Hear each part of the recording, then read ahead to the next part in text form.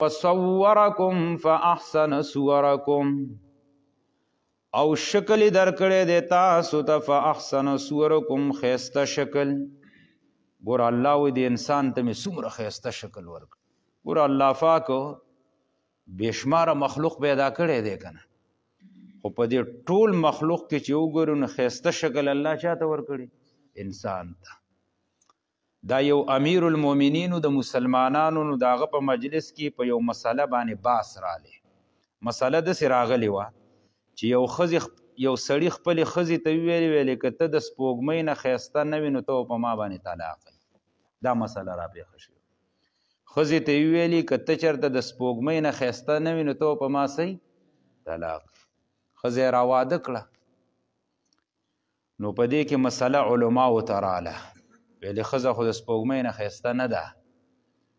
نو ډېرو علماو پکې ویلي چې بس دا خو طلاقه ده که نه، چې سپوږمۍ نه ده ښایسته، ده ورسره دا شرط لګولی نو بس ښځه ورباندې طلاق ورکړي.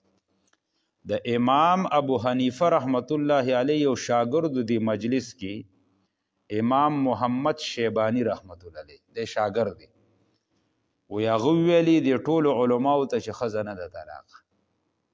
هغوی ورته تا سره څه دلیل دی؟ نو دا آیت یې ورته ولوست چې الله وی وصورکم فاحسن صورکم، انسان ته ما د ټولو نه ښایسته شکل ورکړي.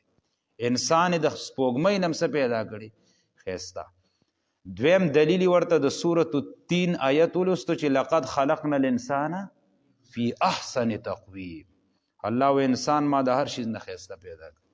علما ورته ویلي چې واقعي تا خبره صحیح کړې، ویلې ښځه نه ده طلاق. نو انسان ته الله څومره ښایسته صورت ورکړي، ښایسته مخې ورکړې، په هغې کې دوه سترګې دي، خوله ده، خوراک په څه باندې رالي؟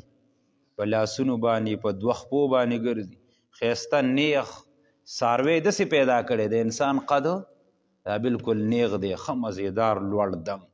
دې ته وایي فاحسن صورکم.